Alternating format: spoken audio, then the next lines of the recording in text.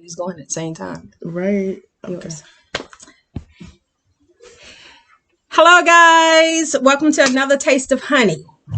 So, how many of you guys remember the movie For Colored Girls? Okay, and it was a very pivotal scene at the end between Felicia Rashad and Kimberly Elise's characters. Please forgive us. We're trying to get all of these Instagrams, Facebooks, and YouTube. There we go. Right. Okay, so towards the end, after Kimberly's children were dropped out the window by her children's father, and of course she was devastated. She wanted to die, and she was not eating. She was, had all the windows closed. Just wanted to seclude herself in this chaos that just happened in her life. And so basically, Felicia Rashad's character comes into her house and says, what are you doing? And, trying to get her out of this. And so they started this conversation that went sort of like this. Kimberly was like, I can't believe he did that. And Felicia Rashad looked at her and said, no, baby, it wasn't just him. And she said, what do you mean? Are you trying to say that I did this? I tried to stop him. I didn't want him to kill my children. I tried to stop him. Her exact words to her were, you had to stop him long before it got to this point. Accountability. Today, we're talking about a victim mentality. Yes. And understand that we're not talking about the physical act of the trauma, because that's something completely different. There's a healing process. There's a long process that goes with coming out of trauma. But we're talking about that part that when people get stuck in a certain paradigm and a way of thinking. In a loop. Absolutely. Yeah. Where it's all about me. Something, the world is against me. Everyone wants me to fail. We're talking about that part, the mentality part of it. And with the victim mentality, the thing about it is people get so, like she said, caught up in that loop to the point that they don't see that they have choices. And so what my scenario I like to give is when you're caught between a rock and a hard place, and you're just like, I have absolutely no way out of this. You're already feeling defeated before you give yourself an opportunity to find a solution. But then you look around and every solution looks like something even smaller than a pebble. And you're like, what can I do with this? How is this going to help me? But guess what? If you just make a decision, that decision gets you one step closer to coming from between that rock and that hard place. And if you just take that moment, that one little split second decision, and build on that, then you make your next decision and your next decision. And each decision is getting you an inch further away from feeling hopeless, feeling defeated. And those are the type of things that we want to talk about and tackle here, this tonight is the victim mentality takes away your truth. You cannot see yourself. You cannot really know what you're made of if you're going to decide to give up before you even get started. And it's not that we're trying to say like, hey, sometimes I don't want to say the victim mentality, but sometimes you need to regroup. Sometimes you just don't have that to keep pushing forward and everything. And it's okay to take a break. But what it is not okay is to blame other people. It's not okay to project, your type of insecurities, like we were saying with the expectation video, onto other people. And people typically with the victim mentality, we want to talk about some of the traits that you can pretty much tell. So let's get into this, because this is real life. Everybody knows someone that no matter what the situation is, no matter what is going on, it is always, oh my God, I knew it wasn't going to work for me. Oh my God, I knew he was going to do this to me. I knew she was going to be no good. I can just tell how she looked this morning. Every morning they get up, it's always an excuse as to why something was not going to work. And it became a self-fulfilling prophecy in their head. Right. So, and I can speak from experience because I used to be that person. Oh, my sister loved me. I used to be that person.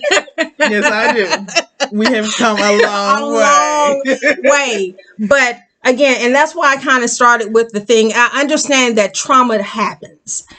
For me, it started when I was in the nursery. So I had a lifelong list of things that I can blame. But then after a while, like I said, once you get past that physical act of what happened, the trauma of what happens, if you're not careful to change your thought process, because see, you have the power to choose how you choose to look at the situation. So now when I go through things, one of the first things I ask is, what did I learn? And not about the other person. I'm not worried about the other person at this point. What did I learn about Diana? Right. What is it that I needed to grow from?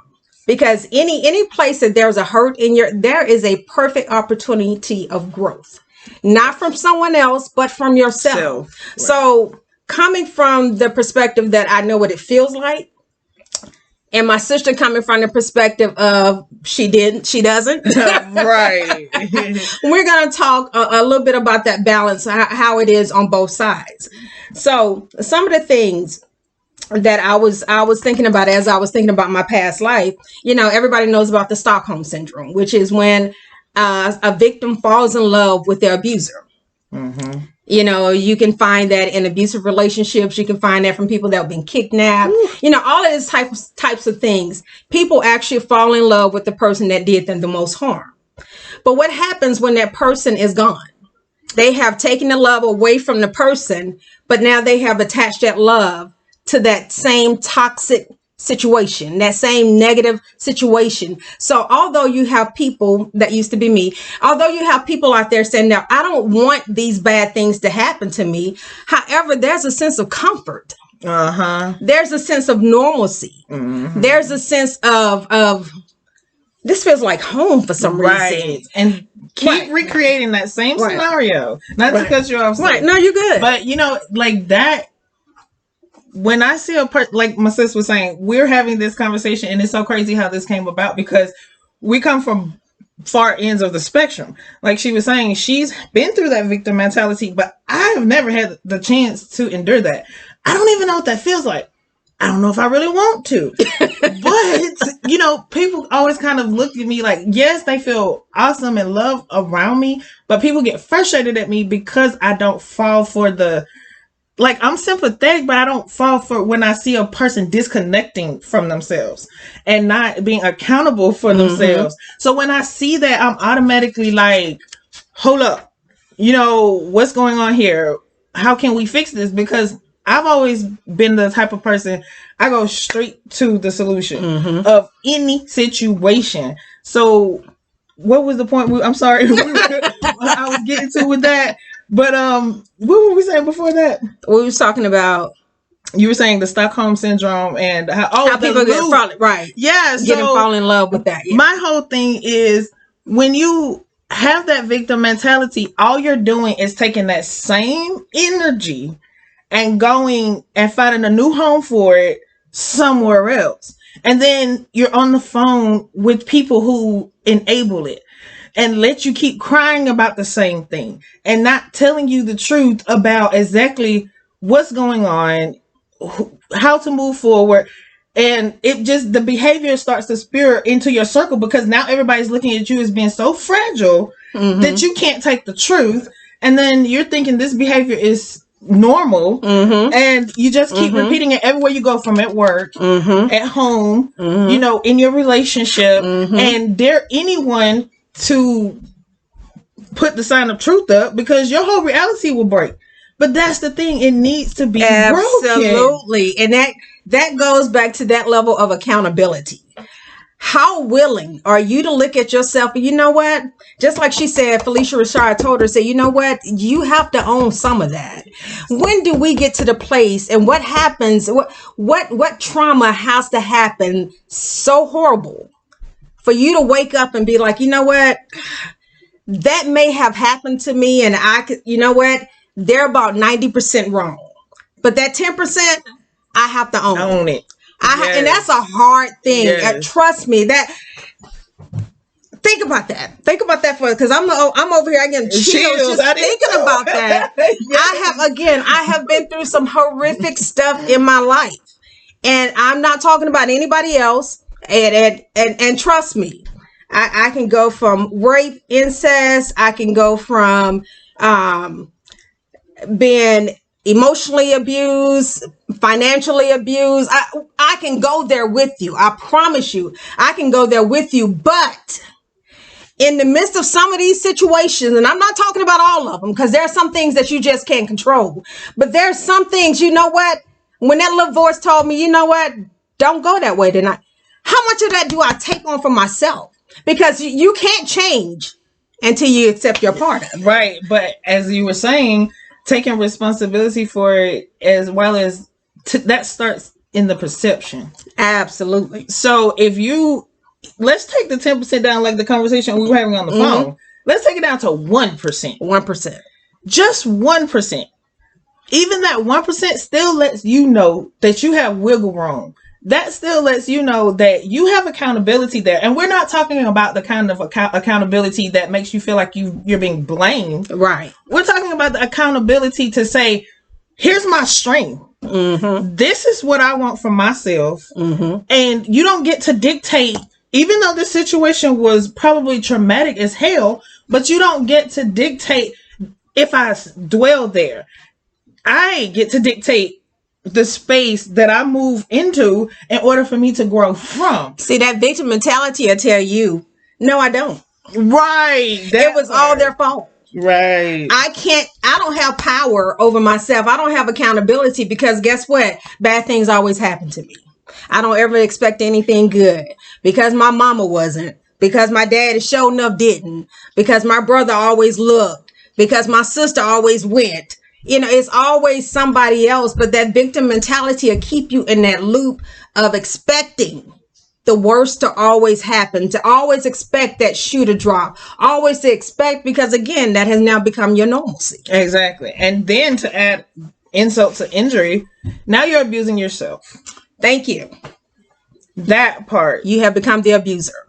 Exactly. To self. And that type of regenerated type of frequency, that's the most detriment that you could, anything that is going to take away from the value of yourself, you know, distort your thinking, distort your judgment, distort the way that you, heck, even project yourself onto the world. I mean, how healthy can that actually be? And that's starting up here. We're talking about a mentality. So in your mind, what are you convincing yourself every day of that you cannot do?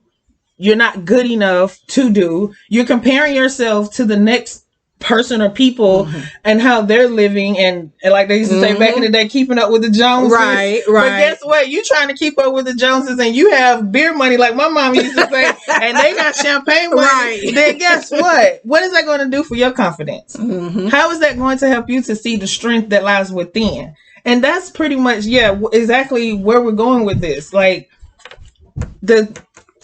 I really want to go down some actual... Yeah.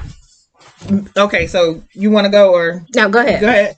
Okay, so we spoke about generating self-abuse. Another good one. Being stuck in the past. Because you can't, that just seems to go hand in hand. You can't call yourself moving forward and want to better things if you're still looking in the past of all that stuff that used to hurt you. Right. And then when you wake up in the morning, guess what you do? You get up, you stretch, you brush your teeth, you wash your face, but before you put your clothes on, you go grab that hurt. Oh, right. And make sure you carrying that thing with you. Ooh. Because oftentimes when people are dealing with the victim mentality, they want the world to see them. Yeah. Because it's something about the external validation. It's something about externally someone seeing just how much you're in pain. And, I want somebody to come reach me out. But guess what? When you're in a situation like that, even when the best is approaching you, you can't see it. Yes. You can't see it. Yes. Ask me how I know. You can't see it. You can't feel it. You can't, because every time it comes around, it's something about that energy that is different. Right. It makes you feel uncomfortable. You hold on, and then you start to sprinkle some good on me. Right. And then you start hearing these silly statements like, Nah, I like him like a brother. Nah, I can't see him no different. He too nice for me. It's just something about That him. part. Cause see that victim mentality. Guess what? It'll make you attracted to. Oh, my boyfriend real jealous. I like that girl. Okay. That's how I know he loves me. Oh, you know what? You'll be surprised how many women walk around right now. I don't want him to hit me. I just want him to get mad enough to show me that he probably would hit me, because that means that that's a victim mentality. Come on now. You're going to tell me that your love is in needing of someone intimidating you? That's the only way that something can jolt a fire underneath you for you to feel it? Is for intimidation? Right. And think about become that. Dependent on that. So my question off screen, and I guess you wanted to answer off screen, but my whole thing is, the differences we were talking about is the dependency thing, right? So my whole thing was, when you have never really had the opportunity to be in that space, not saying that you should want to, but if you weren't groomed in that space or, dwell there, you don't really depend on anyone for anything. So my question was, for people who have a victim mentality, how does dependency come about for them? Like, how do they look for dependency? I mean, I know they look to be seen, right? But even being seen, do they still push away? Or is it like one of those things, I can't stand up unless I need to have someone to prop me up? So the best way to think about it is, I heard, and I can't think of who this psychologist was, and it was long, long years ago, as the old folks would say. We have certain love tanks, and we have certain tanks that fills our security, that fills our love, that fills all the things that we need to stay grounded and stay secure as a child. When one of those things are missing, you have no choice to some degree but to become dependent on someone else to fill it up. If that makes sense. Yes. So when you're dealing with a person that's dealing with the victim mentality, the woe is me, oh, the world is against me, and I know I'm this, and I know I'm that, and I know everybody hates me, this, that, and the other, it's because something is lacking.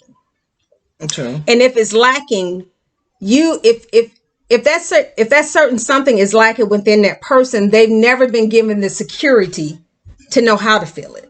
So you have no choice but to look for someone else. It's almost, and you think about it, and in any of these terms that we're talking about right now, absolutely, who is that queen? Knowing yourself, absolutely. Right. But if you think about it in a child state of mind, our children come out dependent. Yes, this is true. So they have no choice until they learn from us, who model the behavior that they should be following.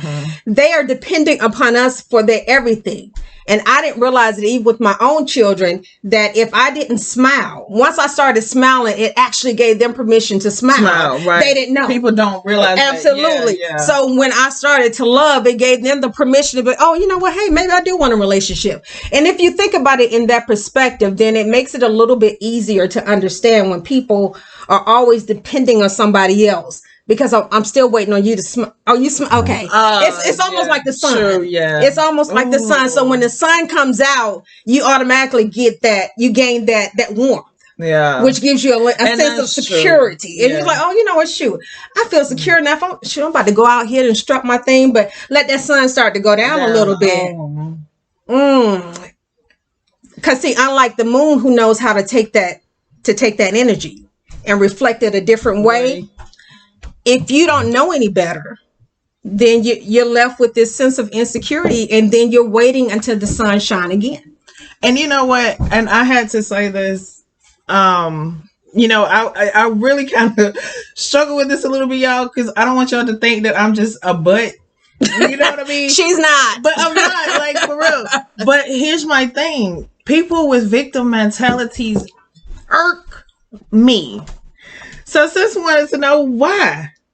So I'm going to try to delve in. I understand it now, but I need you guys to understand why. Because here's the thing. When you're a person that, like I was saying earlier, you always look for a solution. Like, somebody can come to me and say something to me. As they're talking, I'm listening, but my mind is computing a solution off the bat. And I gave the scenario. I'm like, okay, I know that people with victim mentalities have to trust the person in order to be led. Or, that, and it takes a lot of trust. Right. And it is a long process.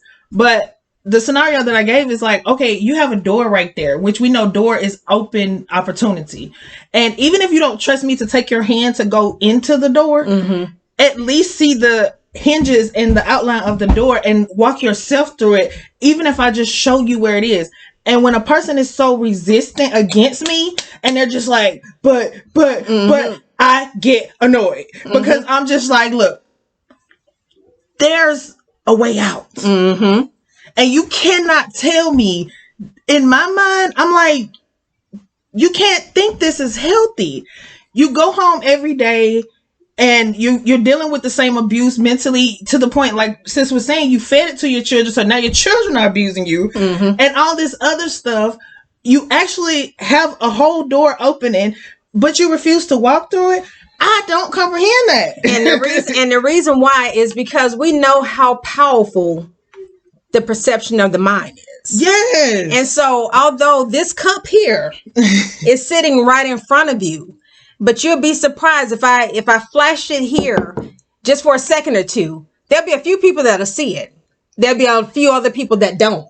And it all depends on what, and I used to call it the lens what lens are you seeing the world through? True. If you're seeing it through a broken lens, then you're going to have a spectrum of different things flashing before your eyes. And that is so true. You know what I'm saying? So it depends on what's pulling you that day that you're drawn most to. So although you see the solution, you see the door, but you don't really see the door because you're in a constant state of panic. So does this mean that I need to be a little bit more sympathetic?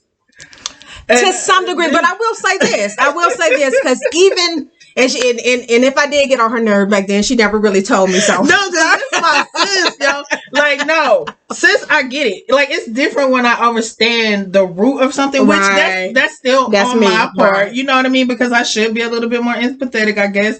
But it's not that I don't feel bad, because really, I feel bad enough to snatch you up. Right. Which is what I kept doing to my sis, because I'm like, hold up. No, we're about to grow together. I don't give a dang what all. Right. No, we're doing this together. Right. But she didn't resist me. And see that, and see, it's a little different because again, we had a level of trust that was already built. Right. So I could go to her and be like, okay, look, this is going on again. Look, and she'd be like, I hear you, sis, but right. But so when you're dealing with people like that, and I would say, and the reason why I say not necessarily be a little bit more sympathetic, I mean, although that would be great, however, it's not until you keep bumping up against people like this that eventually one day you either gonna shit or get off the pot. Right. And see, just to put it right. Like, I'm notorious for that. Like, I'm gentle, but I also have this really tough love. Right. And I know when to give it. Okay. Right. Like, being the oldest sibling of, my siblings, like, I had brothers. In my house, me being the oldest, raising dudes. Right. Like, what? There was no time for crying and what? Girl, my brothers come and sit on you, kick you, knock you over. My one brother, he used to literally take the food out my mouth while I was chewing. So there was no meekness in my house. And then my mother, we all know my mom is shoo. My mom, shoo. Look, that's another conversation. But hey, mom. Right. But it was just the whole thing of, like, when I started coming across people who felt hopeless, it tugs at my heart because I'm like, where's your warrior? Right. Like, I immediately go into that, where's your warrior mode? Like, come on. Let me put a couple pegs in your spine. Right. Like, right. Seriously. Let me help. Like, seriously. Stand up. Seriously. Like, you're going to allow yourself to be trampled over and that. For what? Yeah. For what? But, and that's why I say, although maybe a little, let me get a sympathizer because I understand it from their perspective. However, even now that I'm at the place that I am now, it's like, I hear you, but now what? Right. It's like, I understand all of that. And I understand, baby, I got you. I'm with you. I love you. I'm hurting. Look, I'm crying too. But now what? Because we still got to move. Right. And it's, that part. But they need constant, because eventually, if you keep pouring that in, and that eventually, right? If you keep pouring it in, worth and y'all saying it at the same time. Hey, Yes, absolutely. But it just makes it harder when you've gotten them out of the infancy and they've grown into adulthood, because now you have to shift through so much other stuff to get back to that pureness and that innocence of when they were children, which is when all of this should have been taught. Yeah, I was just going to say that. And that's what I think a lot of it comes from. Because in our household, you don't lay down. You don't get to go to your room and go in a corner and cry about it. No, you're going to come out here with the rest of us. You're still going to talk. You're still going to interact. You're still going to handle your business. You're still going to do your chores. And as you're doing these, I began to realize at a young age, when I was doing chores, even when I was upset or in my feelings or angry, that was my release. That was my exercising of my energy to get things done the way I want, because I'm moving energy around. Right. You know, and I think a lot of people that get stuck in that space spiraling over and over again, they don't understand that it's all about energy. It's all about frequency. Right. It's how, like, yes, it's perception, but when you want to get out of something, you can't push a mountain. Right. But you can push a mountain. Right. Like, don't try me. Like, you know what I'm saying? Trust me, I will move you. Absolutely. Going back to knowing your worth and knowing your purpose. You know, but it takes that person stopping long enough in that circle, in that loop that they're going in, for them to slow down just long enough. You don't have to stop, but just slow down long enough to understand there might be a different way. There might, what is it? What are some of the things? And this is what I used to hear from my play mom, Anita. Hey, Mom, Anita. She would ask me all the time when I was going through these different things. Okay, one, whatever the situation is, what does it say about you? And the first time she asked me that, I boo-hooed. And I can tell you, I don't mind being transparent. So the first time I got back in touch with my biological dad, Robert, him, and you know, I think we had talked, and I think I was in my early 20s at this time, and my mother had deceased, and we talked, I think, for a day, and then he said, I'll call you back tomorrow. I said, okay, well, cool. You know, I'm still kind of skeptical, because it's like, you know, I don't really know this guy. That was the really first time me really meeting him, although my mom and him were married, but they divorced when I was like 2, 3, 4, something like that. But nevertheless, he didn't call the next day. And I woke up that next morning in a panic, not understanding what was going on. Yeah. And so I called Mama Nita, and I'm crying on the phone. I don't know. And she said, hold on. She said, just tell me. She said, if he never calls back, what does that say about Diana? And that was the first time the light came on with this victim mentality. My first thought is I'm not worth it. I'm not worth enough for him to call me back. I'm not worth, and then that went into I'm not worth the time for any man. You know, so so that's why I say you've been a little bit more sensitive, a little bit, but the fact that you can pinpoint a thing and call it out, now what? Right, and that's me. And it forces you, when you have that trust with that person, it forces them to stop long enough, and wisdom and logic was flow in just long enough to be like, oh, hold on, I never saw that. Right. And so that made me started to change just a little bit. I went back into, you know, some habit, but I never forgot that experience. Right. And so as I continued to unravel and grow and unravel and grow, but it started from that. Now, what does that say about you? Yes. Every time. That's why I'm like, where is that warrior? Like, that's my whole thing, because your warrior, first of all, people think of, you know, however you imagine yourself in your mind, but people always think of a warrior as saving someone else. Right. Your warrior first has to save yourself. Right. So, you know, your warrior, you're going to send your warrior out on the front line and he's not equipped. Right. She's not equipped. Right. To handle whatever it is that you need in order to push past whatever it is that supposedly is in your way. Because 9 times out of 10, here's my thing.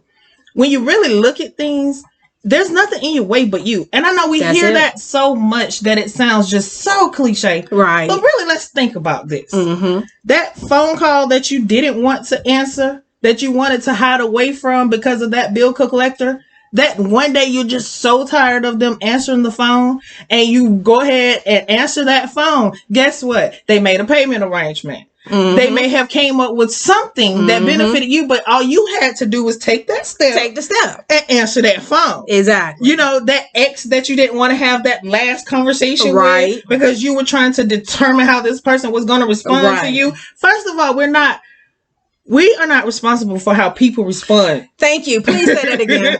Please say that. Not responsible for how people respond. Because see, a victim mentality, a person that's dealing with that type of paradigm, that's the first thing that's when you're dealing with people that always want to control stuff. Yes. You can't control how somebody else's respond. Your power comes in how you respond. Yes. How you see the situation. Yes. How you choose to react and grow from that situation has absolutely nothing to do with them. If you want to know if you fall somewhere in there, let me ask you this question. Have you ever done something for someone and you get mad because they didn't say thank you? Okay. That part. I'm going to just leave that right there while I take a sip. Okay, I'll take mine too. Why are you so upset that, okay, I get it. It might show that they're ungrateful, this, that, and the other. But what does that, let me say as Mama Nita, what does that say about you? Because if you was doing it from a place of purity, it wouldn't matter. It wouldn't matter. Because you got your gratitude and the fact that you was in a position to be able to do it. Right.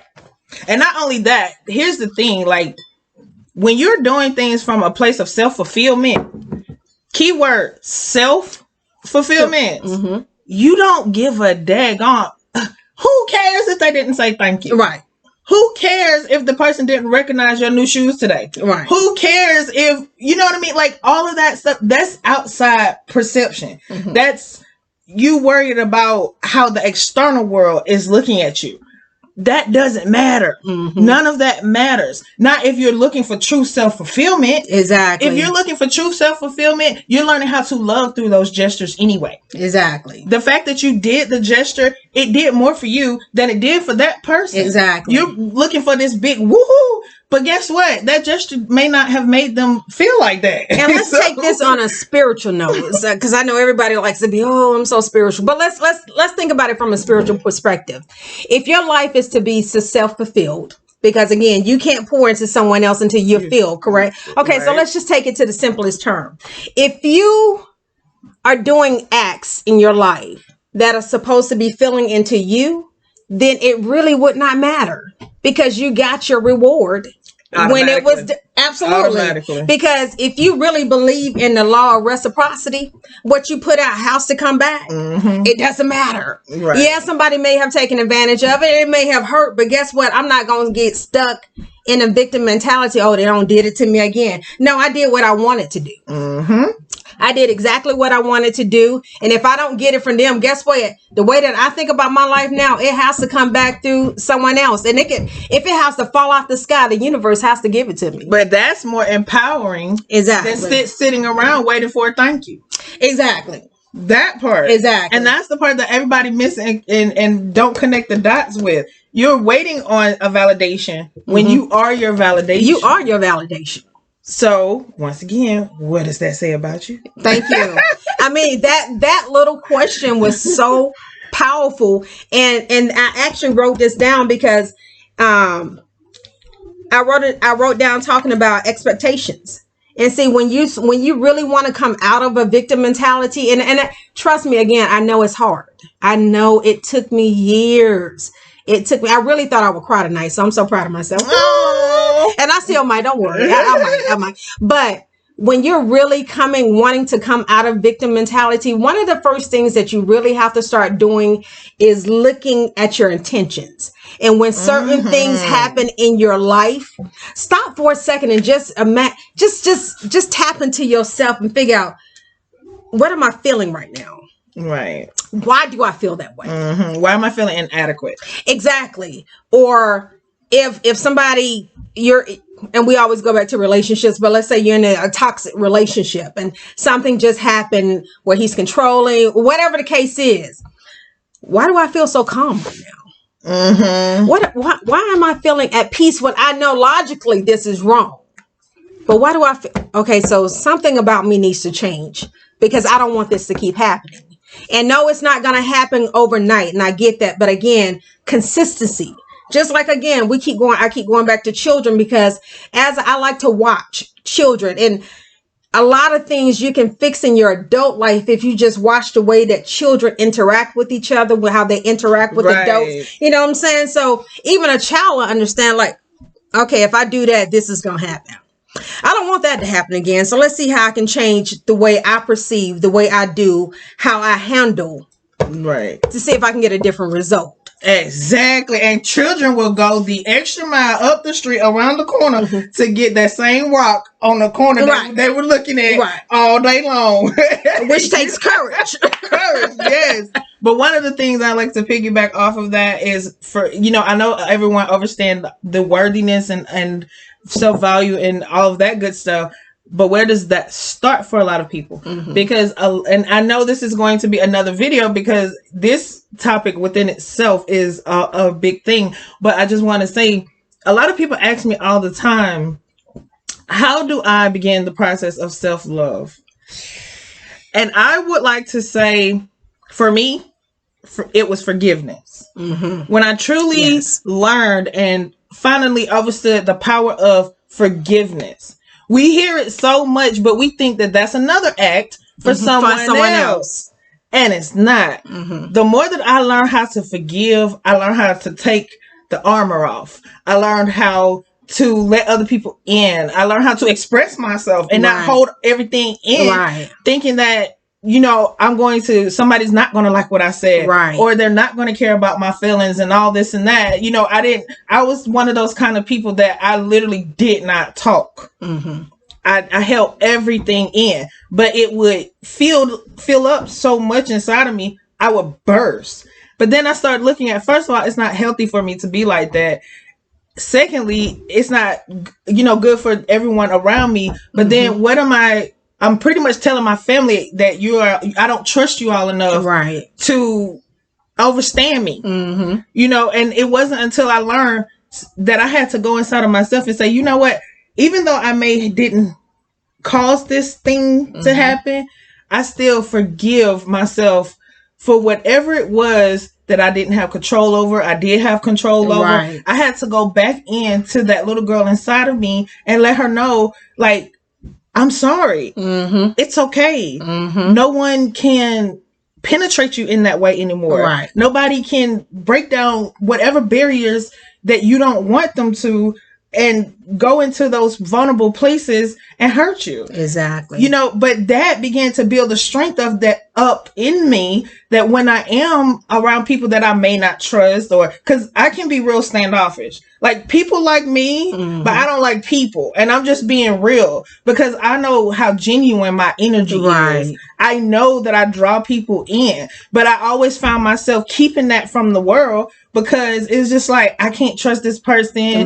This person's going to do this to me. I have to watch this person, how they move, all this and that. But the more I forgave myself and the more I realized that I'm here to protect myself, I don't care anymore. I can walk in my peace no matter where I am. Amen. Yes. You know, that part. Ashe. Yes. So I share on that one, y'all. But yes. I would love to piggyback off of that, but I think you just put it perfectly, because forgiveness is the key to everything. You know, it's hard. Like Sis said, you know, she may not have understood the victim mentality and what that feels like, but having a person that has gone through it for years, and you sit down and one of your first questions, you know, you tend to ask yourself is, I have too much to forgive myself for. And it becomes hard. Like, you mean, and again, going back to what I said earlier, is accountability. So now I got to forgive myself for, that. I gotta forgive myself. Woo, right. I cussed him slam out because I knew that was him. But even if I don't admit it to him, I gotta admit it to myself. Yeah, that 1% was mine. Yeah, you know. But if you can just grab onto forgiveness, and again, it's hard. It's gonna be hard, and it's okay. I'm going to say this because I'm not discrediting you. And I don't think Sis knows this about me. I don't like to use the word hard in anything that I do, because that's programming my mind that I can't conquer this. True. So in my mind, instead of me saying it is hard, I have to do the opposite and say I'm willing to accept this. There you go. See what I'm talking about? I tell you. And when I do that, not only is it empowering, but now I'm in a space like, who gonna mess with me? Right. Not only that, who can take it away from me? Right. And you know, as Sis made it when we was doing our collab that we do before we started the session, she was saying, you know, when people just take an inch. And I said, you know what, that is so true, because see, what we don't do is celebrate our wins. Because see, after you start forgiving, then you can be like, it may have been an inch, because see, a victim mentality would say, dang, all it was just an inch. Right. But when you start to forgive, and then accountability and rejoice in yourself, you know what? Oh my God, that was an inch. Because if I did an inch today, guess what? I can do 2 inches tomorrow. And it may not be big to anybody else, but again, my validation is external anymore. Right. It's for me. I feel good about this inch. Girl, I look at that little 2 inches that you got over there, honey. I have 10 inches of, but your house ain't mine, so it's okay. I'm going to enjoy my 2 inches. Right. Because eventually, Sis made this perfect analogy. Next thing you know, you'll be in a whole different state. Not physically, but another state of mind, baby. And that's where you know you have arrived. Unapologetically. Now I have people telling me, you know what, you're one of the most honest people I've ever met in my life. It is what it is. Look, she is, y'all. Like, to see the change now.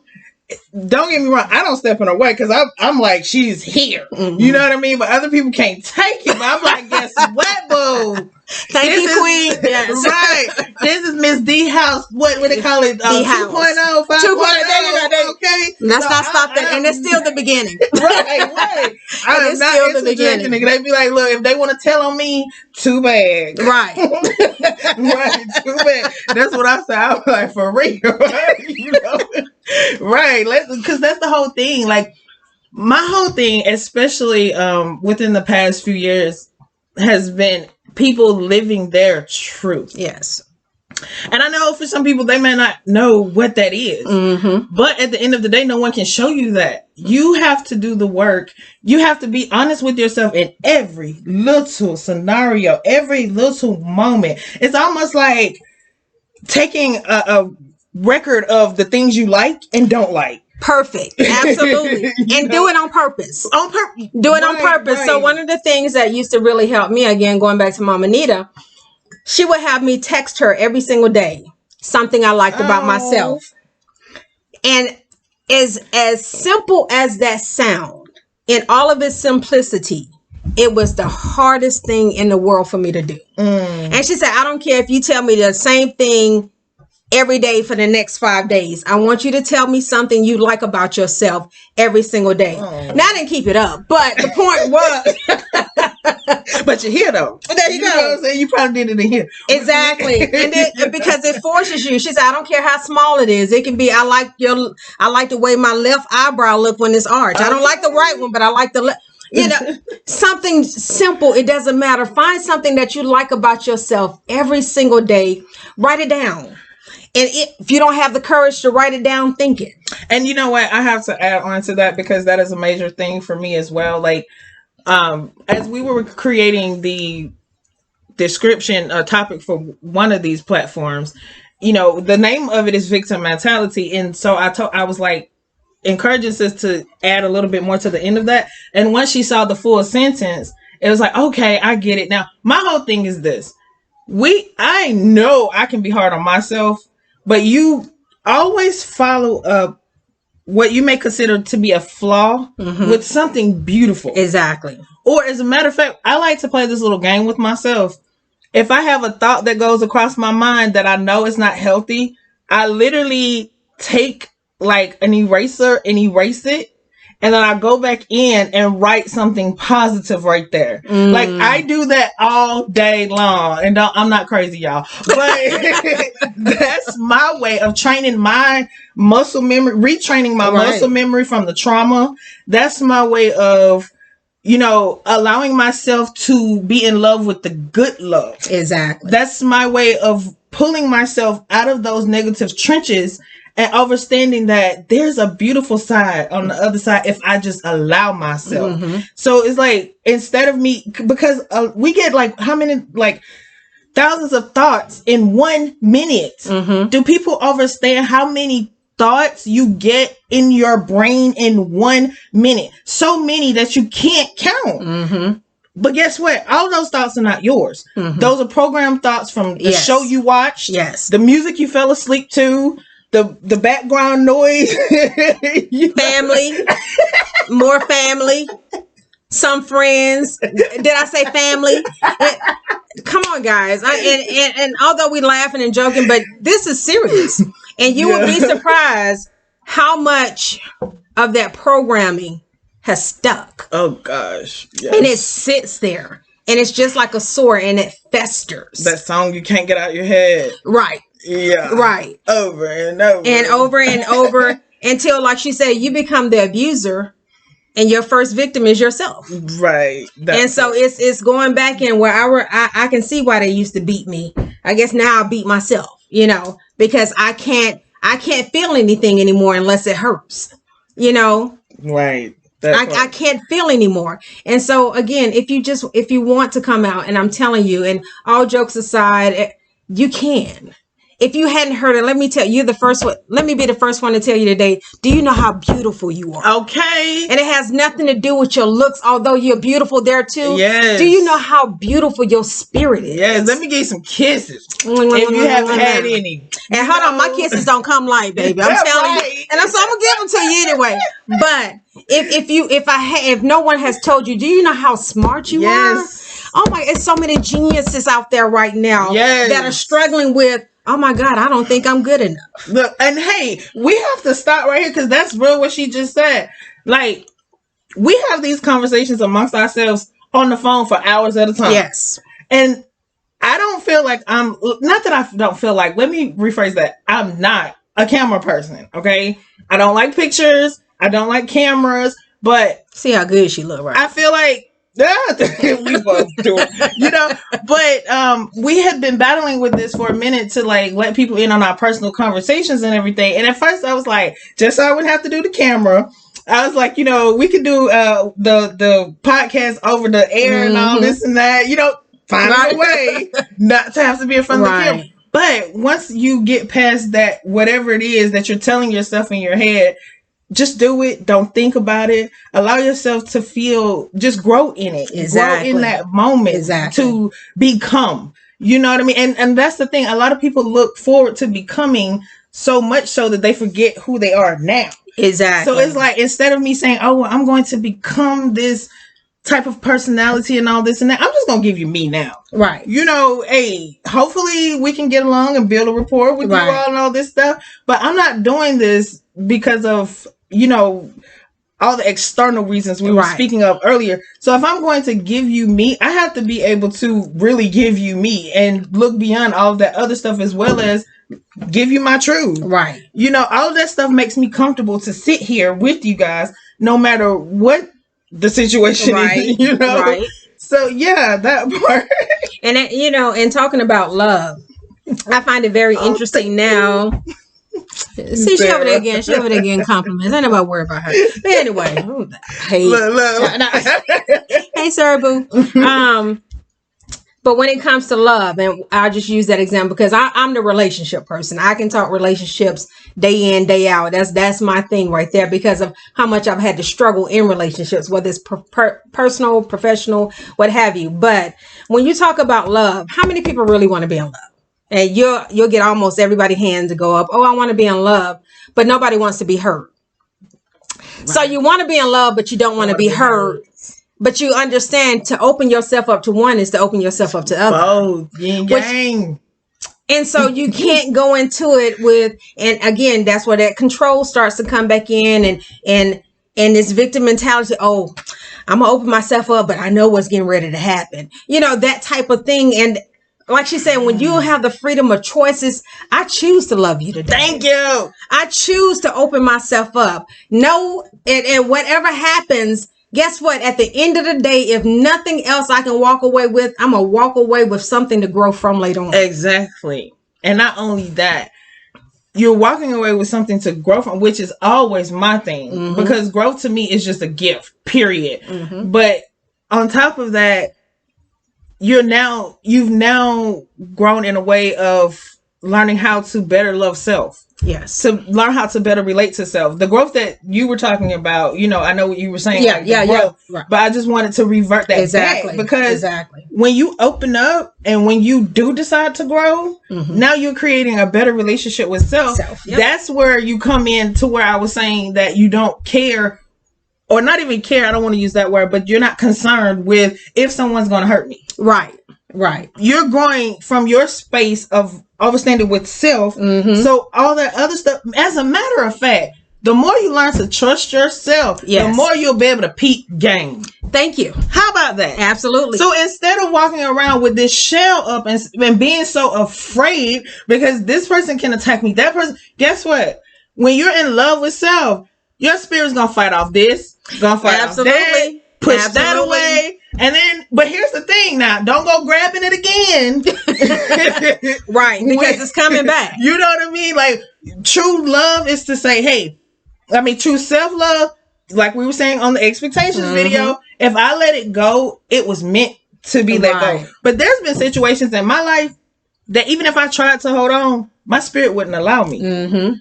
That's the type of connection that I have with myself. I don't care if it was a job, if it was some family, I don't care. Right. At the end of the day, if my spirit is pushing something away, I don't grab back. Exactly.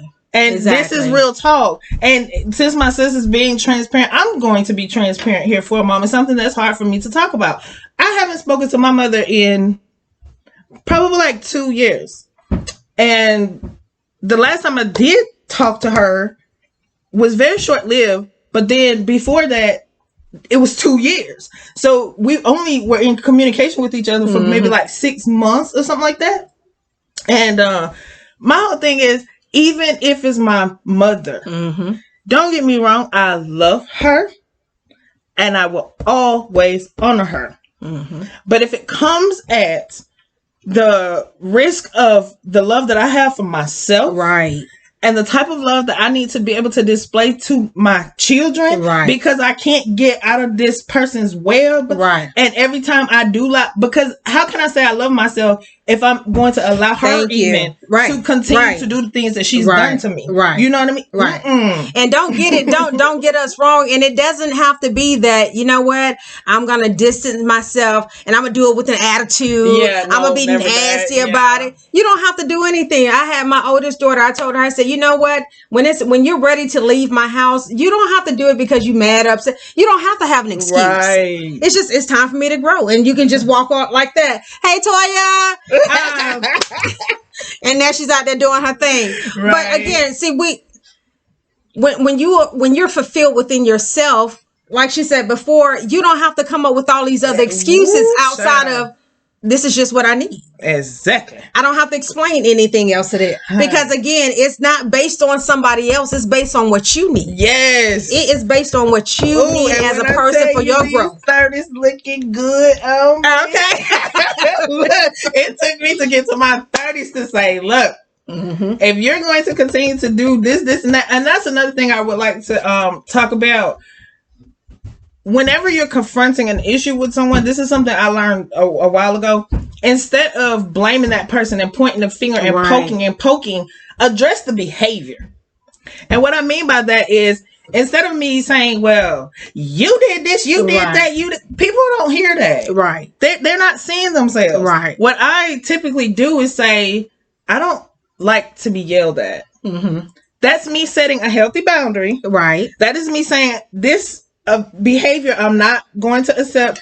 It's not healthy for me, blah, blah. And then that person can decide whether or not they're going to continue. And that'll let you know whether that person should be there or not. Exactly. And when you step in that way, you don't have to worry about any of that other stuff. Like I said, the person's going to show you what they're going to do and what they're not going to do. If I say, hey, I don't like vanilla ice cream, but you go to the grocery store and you bring me back vanilla ice cream.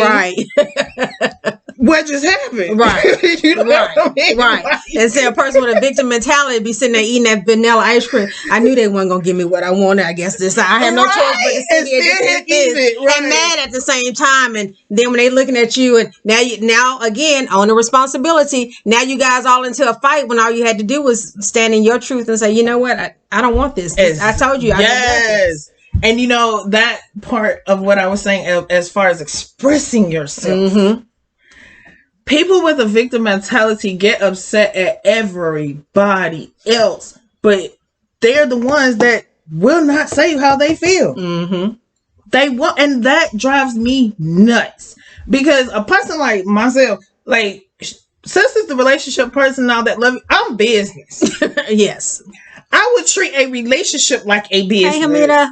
And I've had to learn how to get a little better at that. But my point is, if you don't tell me what you want, sweetie, there's no way you can expect me to deliver. Right. And I promise you, my children learned that early. Okay? I didn't say early. I said early. Okay? My kids started learning how to talk shucks before they were one because they understood. I got a question from this beautiful lady I know named Miss Hamida.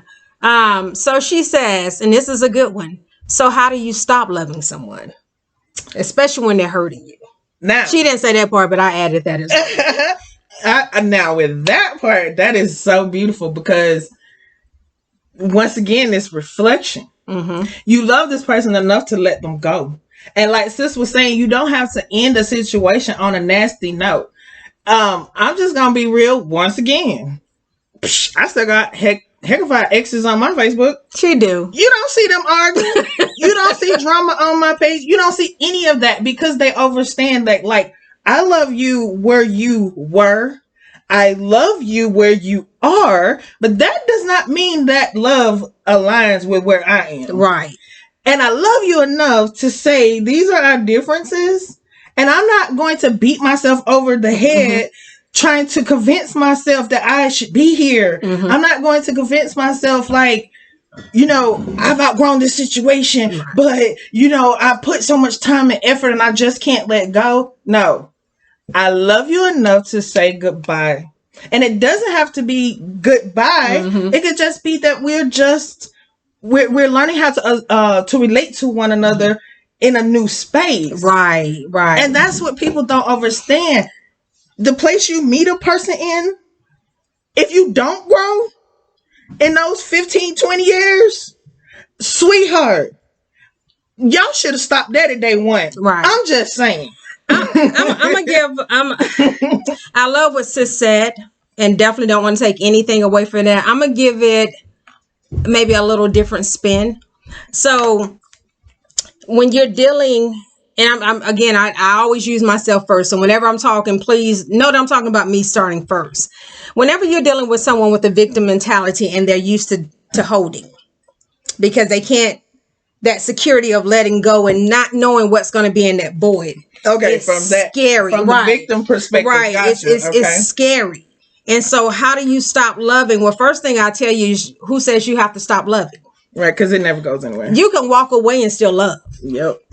You know, the question is, what do you need to do for you that is right and good for you at this moment? And it, like she said, it may not be being with that person. You have to muster up that courage. And if you can't do it yourself, just like a child in a parent relationship, go find that friend, go find a sister, go find someone that if you have to have them literally, look, okay, I'm about to call them right now, but if I go too far, I need you to pull me back. Mm-hmm. You know, if they can't do it physically, spiritually, mentally, emotionally, look, okay, so you talked to him today. How did the conversation go? Right. Oh, well, that, you know, I said this is, you know what, accountability partner. Yes. You took it a little too far. Right. Next time.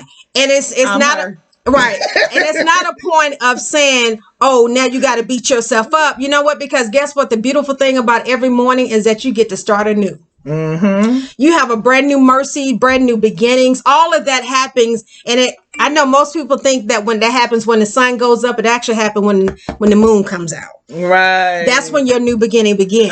Okay. And so, if it's hurting you, you have to feel that hurt with more love for self, Yes. knowing thyself, because when you know thyself, and I can speak from experience, because once I started to change into who I am now, well, let me correct that, because I was always who I am. Once I started to know that that's who I was, a lot of times I didn't have to do anything.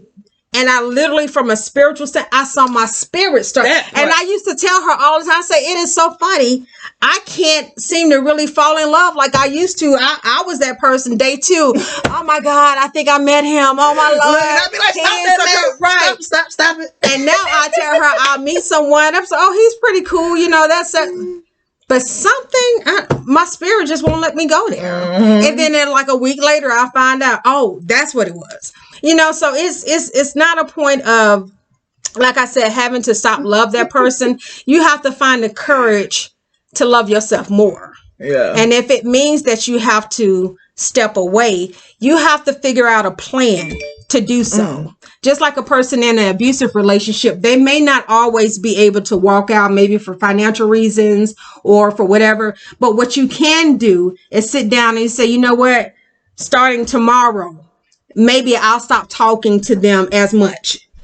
Whatever the small step, whatever you have to do to start to back yourself away. And even if, and I've been the coward to be like, you know what, I'm going to do it in such a way that they going to think it's their idea to break up.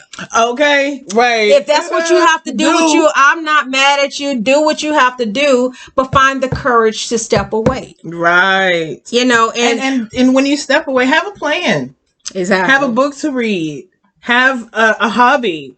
Have a new hobby. Because the more you're getting involved in those hobbies, the more you're learning about self, as well as, like I was saying earlier, a form of meditation. So you're less likely to slide back into those same habits because you're filling that void. Filling the void yourself. With something else. Yeah. Yourself. And that's the part that's most important, is that when people, they try to quit cold turkey type of situation, and that's never really healthy, because when you have that type of attachment to someone, just the same way it took you to grow in love, it's going to take you that time to feel your energy away from that person on your own, because you're so used to vibing and you don't really know what you feel like anymore, just you. Exactly. So when you do have those, which is why I really do not ever advise anyone in a relationship to get so caught up into someone that they can't tell where their energy ends and that person begins. Exactly. Like, it's okay to connect, but it takes 2 individuals to connect, and people forget about that. It's just like, you know, my life is your life is mine. True, but in the heart, there are 2 parts together to make that whole. And I remember an elder telling me that when I was younger. So my whole thing is, in a relationship, if I'm a crochet addict, if you can't deal with the piece that it takes for me and the time and space while I'm crocheting, then that's on you. I'm not responsible for how I miss you. Okay, I'm in another room. Right. Well, you know, that's all good and fine. But, you know, once I get finished fulfilling me right now, then we can get back to that us thing. But right now, this is my space, you know, and people don't know how to have those boundaries. Right. And I'm going to pose a question to you, Miss Hamida, just like Mama Nita did for me. Again, if you walk away, what does that say about you? If you stay, what does that say about you? If you decide to take on it, who knows what it is? It could be embarrassment from family or friends. It could be, you know, it could be a entangled family thing. It could be a financial thing. It can be what. But another question that you'll have at the end of that long list of what does that say about you, the next question would be, what do you gain? Yes, the gain. What do you gain? The gain. So now that is true, because everyone look at what they lose, right, versus what they could gain, baby. And I be ready. Right. You know, like, I'm sorry, I get that you all are talking about. I'm just saying, when you said that, because, you know, woo, I'll be like, hey, that takes you into solution mode. That curiosity. It takes you into that. Right. Yep, exactly. Yes. And I can promise you, and I don't know everything, and God knows I'm not profession that I do. However, I can tell you that what you feel like you may be losing, in the midst of all of that is not even a slither of what you're going to gain from the personal growth that you'll have. And you might, let's just say, you might lose $10 and be left with $5. But guess what? Money is free. Just go get some more. Okay. You can turn around that 10 that you lost. You'll turn around and realize, oh, shoot, I didn't realize 35 was sitting over there just waiting on me. Right. Oh, it could be that peace of mind. Oh, my God, because you had to take so much of your energy to focus on someone else and worry about what they're doing and what they're not doing. What, how are they tainting the family name? How are they doing this, that, and the other? But the peace that you gain from not having to worry about that foolishness. Okay. It's so much, because now that frees up. And I know she's another businesswoman. All these businesses that you have on the inside of you, all you have to do is take a step, take that inch. Not even a step, take an inch. Yes. Take an inch. I dare you, do an inch tomorrow. Yes. And feel this is my Sarah. Thing. When we're saying these things, I don't think that people understand or realize the actual moment right there. Like when we're saying the inch or the self-love or marinate in those moments.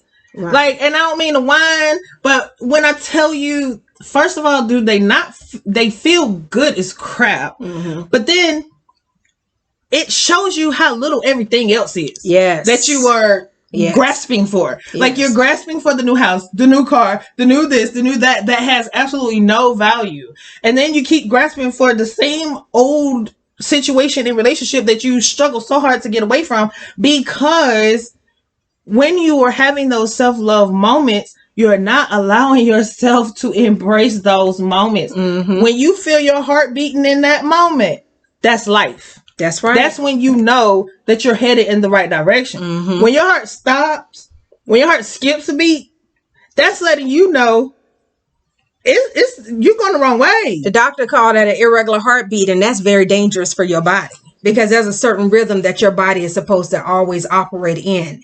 Anytime you skip a rhythm, anytime you skip a beat, that promotes some type of danger within your body. Right. Because anytime your heart is skipping, that really means that it's stopped.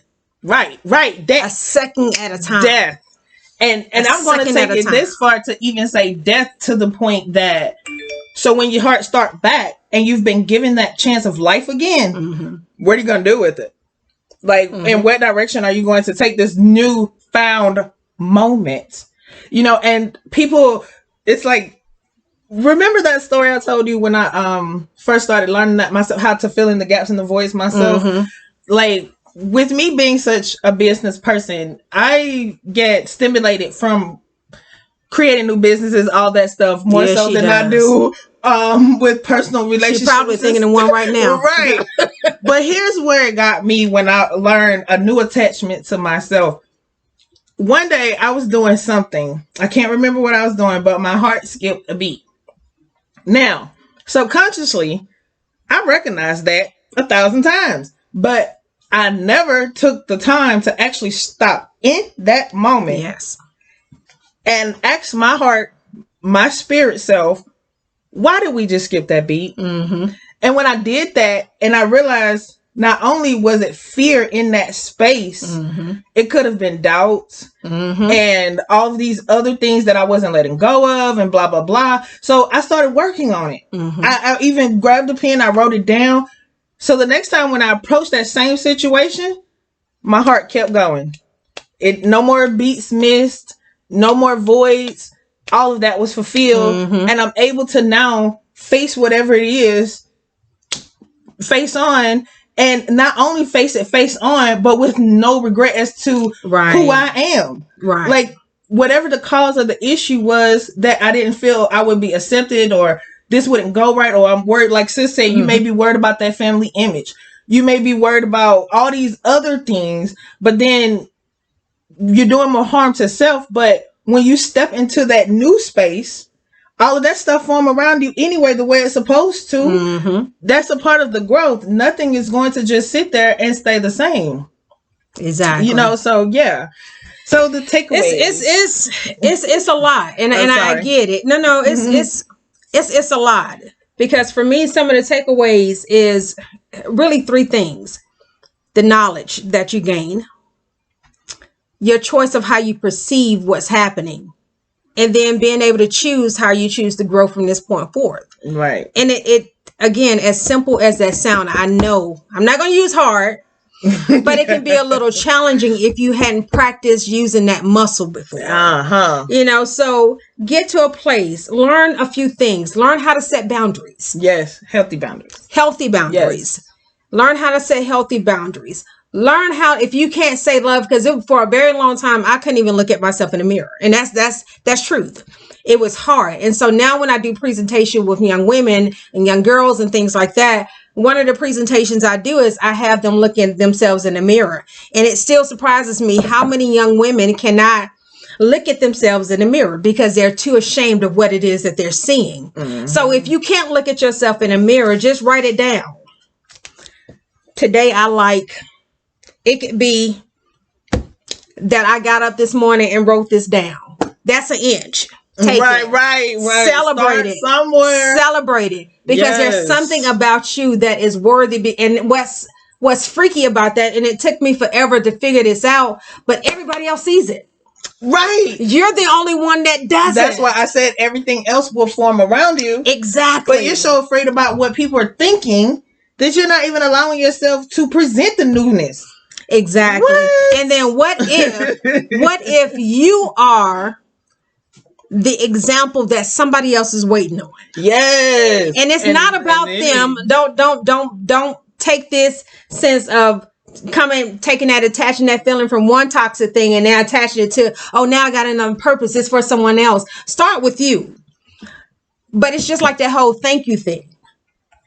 You do it because you have a grateful heart. And guess what? Just like any other child, they're sitting there looking, oh, Hamida's smiling. Oh, shoot. I didn't realize it was that easy. Yeah. You know what? I think I'm going to smile a little bit now and see how that feels. And they used to tell me, fake it until you make it. Right. So I used to start out with, you know what? I love you. Yes. I think you're beautiful. Looking at myself in the mirror and felt absolutely nothing. But one day, I actually did. And I smiled for real, like, oh my God. And smiled back at that beautiful lady. I said, you know what? I'm in the mirror like, oh, you know what? Right? The best part is when you flirt with yourself. I know, right? And so when you walk down the street and nobody says anything, you sitting there like, shoot, everybody must be blind today because this girl got it going on. Right? And you sitting there and somebody's like, who are you talking to? Like, oh, I was going to say.